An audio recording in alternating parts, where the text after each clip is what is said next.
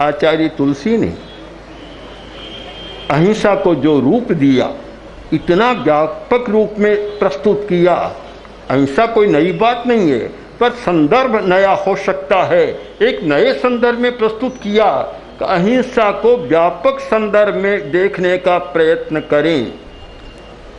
इस विषय में मुझे महाराजा रणजीत सिंह का उदाहरण बहुत आकृष्ट करता है।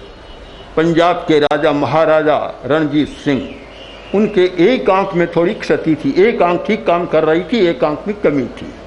तो एक बार उन्होंने कहा मेरा चित्र बनाओ, और जो सबसे बढ़िया चित्र बनाएगा उसे मैं पुरस्कार दूंगा। अब भला महाराजा का आदेश था उस समय।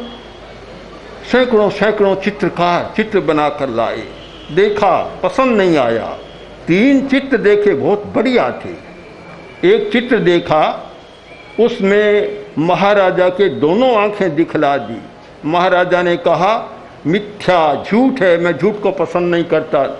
बढ़िया चित्र था पर अस्वीकार कर दिया। दूसरा चित्र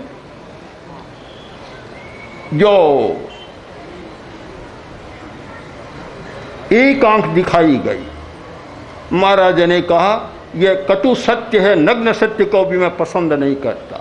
बिल्कुल ठीक बात है, न तो मिथ्या बात पसंद आनी चाहिए और न कटु सत्य और नग्न सत्य हमारे सामने काम कर सकता, सफलता नहीं मिल सकता।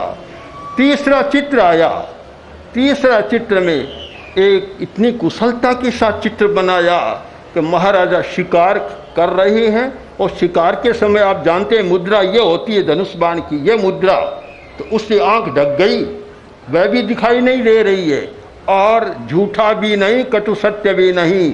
महाराजा ने कहा यह पुरस्कार के योग्य, यह सापेक्ष सत्य है।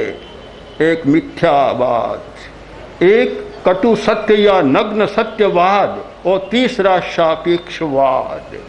वही सफल हो सकता है जो अहिंसा की सापेक्ष नीति को जानता है, सापेक्ष नीति का प्रयोग करता है।